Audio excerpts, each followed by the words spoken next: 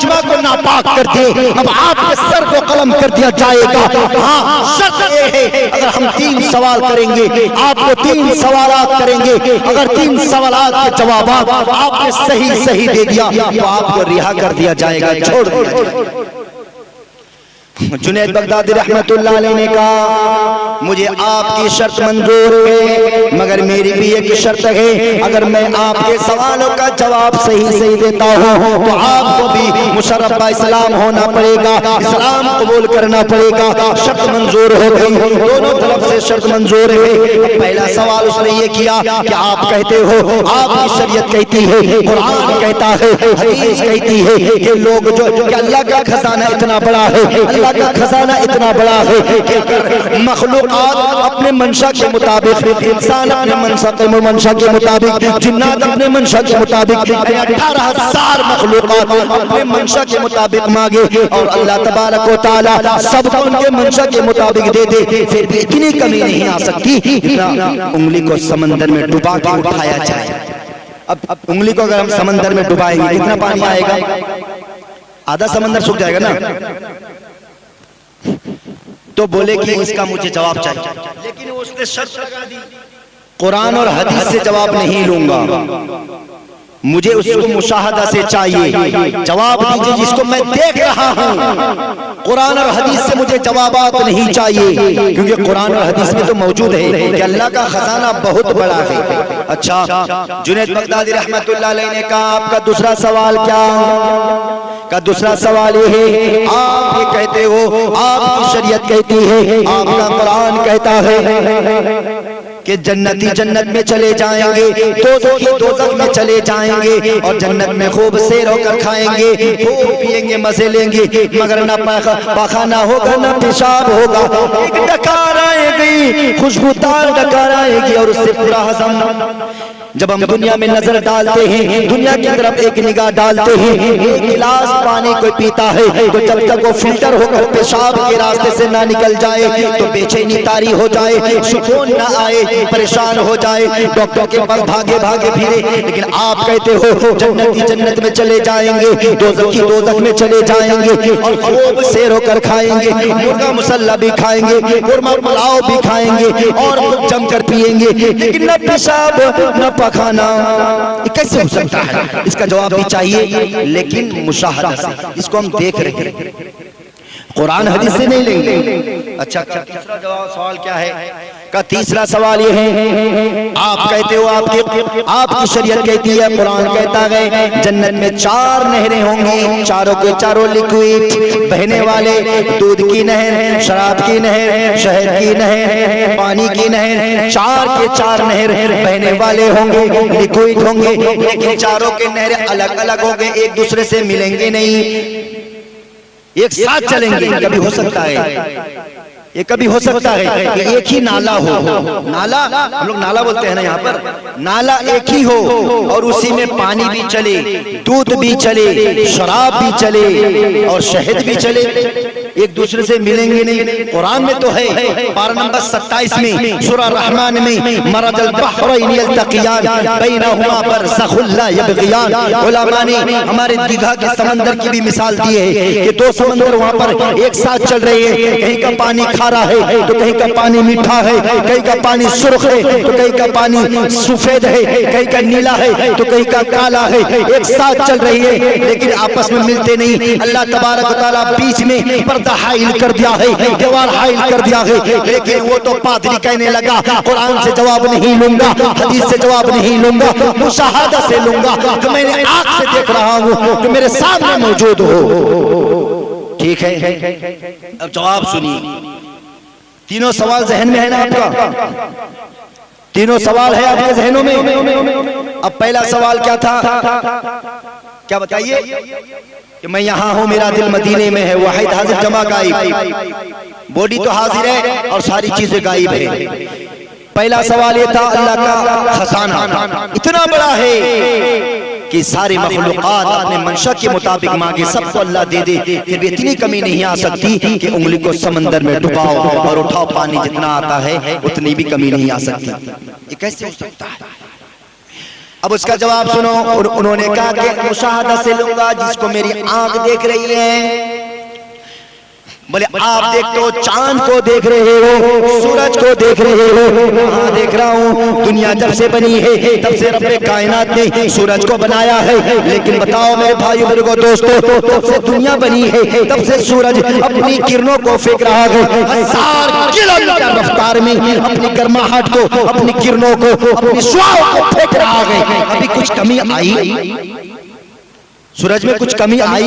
یہ پہلے اس کا واٹ زیادہ تھا, روشنی زیادہ تھی, اب روشنی کم ہو گئی. ایک ہم بالف خریدتے ہیں, ایک بالف خریدتے ہیں, جتنا بھی قیمتی بالف کیوں نہ ہو وہ آہستہ آہستہ آہستہ خرابی ہو جاتا ہے. لیکن رب کائنات نے دنیا کو ایک ہی بالف سے روشنی کیا ہے. بتاؤ کچھ کمی آئی, کچھ کجی آئی؟ جب دنیا کے اندر ایک مخلوق میں ہزاروں ہزار سال گزر گئے, ذرہ برابر کمی نہیں آئی, تو پھر اللہ کا خزانہ اتنا بڑا ہے, اس میں کمی کیسے؟ اچھا اس نے کہا ٹھیک ہے, جواب تو ٹھیک ہے. ہاں اس میں بھی کمی نہیں آئی, اس میں بھی کمی نہیں آئی. کہا دوسرا جواب, دوسرا سوال کیا تھا؟ دوسرا سوال یہ تھا کہ جنتی جنت میں چلے جائیں گے, دوزخی دوزخ میں چلے جائیں گے, خوب سیراب ہو کر کھائیں گے, خوب مزے لے کر پیئیں گے, نہ پخانہ ہوگا نہ پیشاب. جب دنیا میں دیکھتے ہیں کہ ایک گلاس پانی پیا جائے جب تک وہ فلٹر ہو کر نہ باہر نکل آئے, چین نہ آئے, سکون نہ آئے, پھر کیسے ہو سکتا ہے یہ؟ کہ دیکھو ماں کے پیٹ میں بچہ کتنا دن رہتا ہے. جواب دے رہے, ماں کے پیٹ میں بچہ کتنا دن رہتا ہے؟ کم سے کم 6 مہینہ, 9 مہینہ نہیں, کم سے کم 6 مہینہ.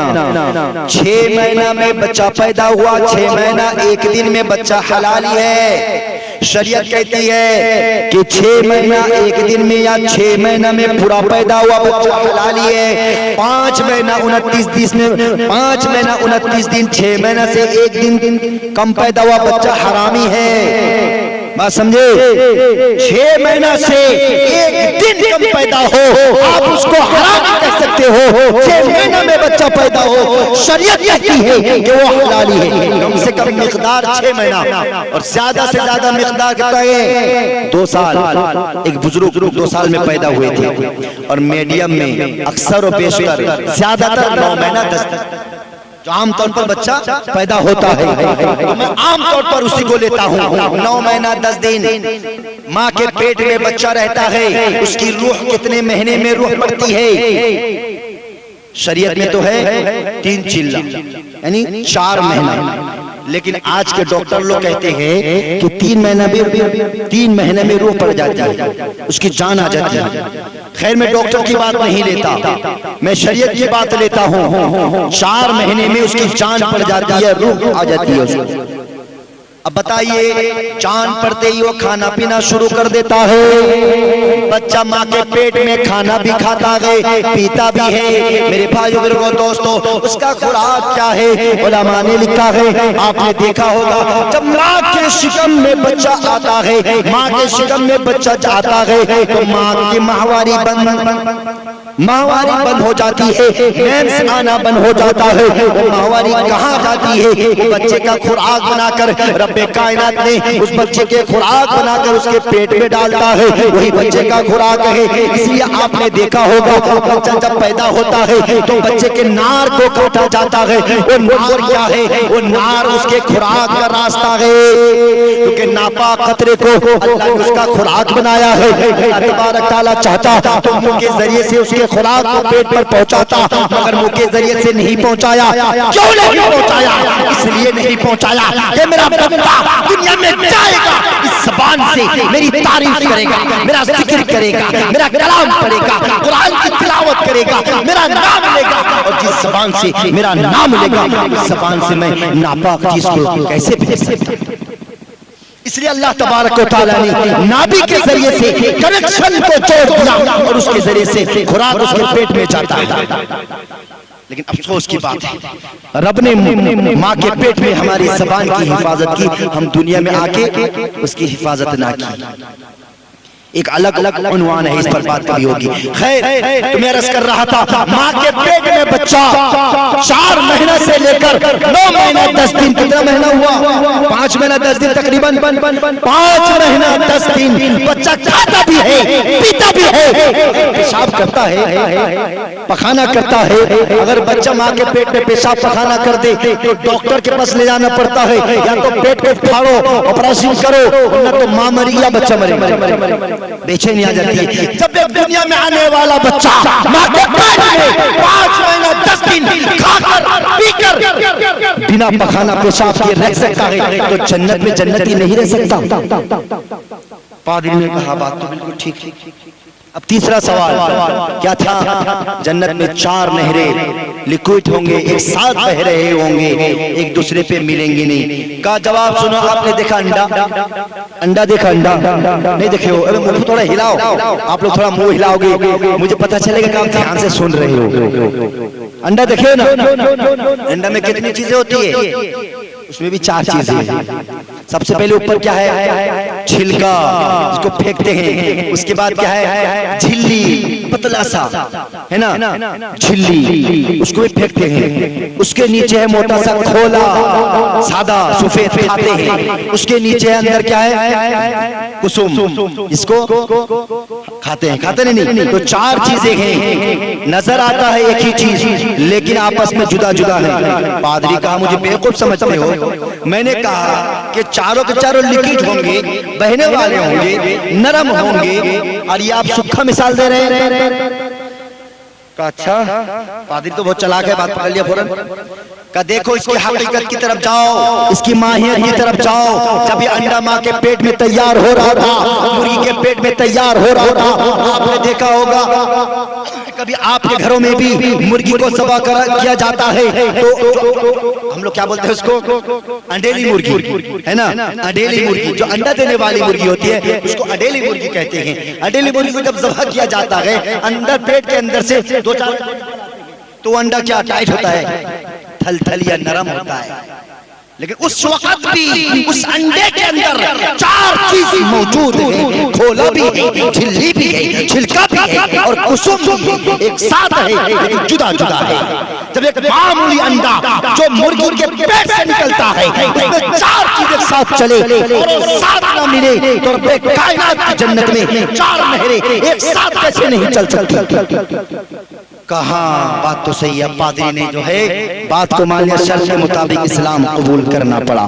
تو میرے بھائی بزرگوں دوستو، کہنے کا مطلب یہ ہے اللہ کے خزانے میں، اللہ کا خزانہ اتنا بڑا کہ ہم خزانے کو شمار نہیں کر سکتے، مگر ان کے خزانے میں جتنی نعمتیں تھیں سب سے قیمتی نعمت، سب سے بڑی نعمت وہ کیا تھی؟ ایمان کی نعمت جو ہمیں اور آپ سب کو ملا ہے۔ اسی ایمان کی نسبت پر آج اور ہم اور آپ یہاں جمع ہوئے ہیں۔ آپ نے سنا ہوگا پڑوس ملک پاکستان کے بزرگ موجود ہیں، پھر ذوالفقار نقشبندی دامت برکاتہم العالیہ، ایک مرتبہ ان کا دورہ ہوا، امریکہ کا دورہ ہوا۔ جب امریکہ تشریف لے گئے تبادلہ خیال کے لیے، وہاں پر بڑے بڑے لوگ بیٹھے ہوئے تھے۔ کسی نے کہا آپ کا مذہب اسلام کتنا غلط فیصلہ کرتا ہے۔ پیر صاحب نے کہا کیسا فیصلہ، کیا غلط فیصلہ کیا مذہب اسلام نے؟ بتاؤ، ایک آدمی وہ ہے جو سارے کارے خیر انجام دے، کہیں مدرسہ بنا دے، کہیں اسکول بنا دے، کہیں کالج بنا دے، کہیں یونیورسٹی بنا دے، کہیں یتیموں کے لیے گھر بنا دے، بیواؤں کے لیے گھر بنا دے، بیواؤں کے لیے کھانے پینے کا سامان دے، ٹیوب ویل بنا دے، نل کھدوا دے اور کنواں کھدوا دے، سارے کارے خیر کو انجام دے، صرف لا الہ الا اللہ محمد الرسول اللہ نہیں پڑھا، کیا جنت میں جائے گا؟ پیر صاحب نے کہا نہیں جائے گا۔ پیر صاحب نے کیا کہا؟ نہیں جائے گا۔ کہا اچھا، ایک آدمی وہ ہے جو کچھ بھی نہیں کیا، کچھ اچھا کام نہیں کیا، صرف لا الہ الا اللہ پڑھ لیا، کیا وہ جنت میں جائے گا؟ پیر صاحب نے کہا ہاں جائے گا. اللہ کے نبی نے فرمایا من قال لا الہ الا اللہ مخلصا فدخل الجنہ, جو اخلاص کے ساتھ ایک مرتبہ بھی لا الہ الا اللہ پڑھا ہوگا وہ ضرور جنت میں جائے گا. دیکھو یہ مذہب اسلام کا فیصلہ, یہ مذہب اسلام کا فیصلہ دیکھو. ایک آدمی وہ ہے جو سب کچھ کر کے جہنم میں جائے اور ایک آدمی وہ ہے کچھ بھی نہ کرے جنت میں چلا جائے. پیر صاحب نے کیا جواب دیا دل کے کان سے سنیے. کہا ایک آدمی کاپی ادھر لے کے بیٹھتا ہے, ایک آدمی کاپی ادھر لے کے بیٹھتا ہے. اب میرے بھائیو بزرگو دوستو, ایک آدمی وہ ہے جو کاپی ادھر لے کے بیٹھتا ہے, وہ کاپی میں کیا لکھ رہا ہے؟ صرف 0 لکھ رہا ہے. 0 سمجھتے ہو؟ سنو, ہم لوگ کہتے ہیں اس کو سنو. 0 لکھ رہا ہے. اور ایک آدمی وہ ہے جو ادھر پہلے کاپی میں ایک نمبر لگا دیا, اس کے بعد اب 0 لکھ رہا ہے. بتاؤ یہ صرف 0 لکھنے والا, اس کی کوئی قیمت ہے؟ وہ گنتی میں آئے گی, تعداد میں آئیں گے؟ نہیں, اس کی کوئی ویلو نہیں, کوئی قیمت نہیں, کوئی قدر نہیں, کوئی وقار نہیں. اور ایک آدمی وہ ہے جو ایک نمبر لگا دیا, اس کے بعد اب 0 لگاتا ہے. اگر ایک نمبر کے بعد ایک 0 لگاتا ہے 10 ہوتا ہے, 2 لگاتا ہے 100 ہوتا ہے, 3 لگاتا ہے 1000 ہوتا ہے. جو 0 بڑھتی چلی جائے گی اس کی قیمت تعداد بڑھتی چلی جائے گی, ہے نا. اب جس نے کلمہ لا الہ الا اللہ پڑھ لیا, اس نے 1 لاکھ اقرار کر لیا, اس نے لا الہ الا اللہ پڑھ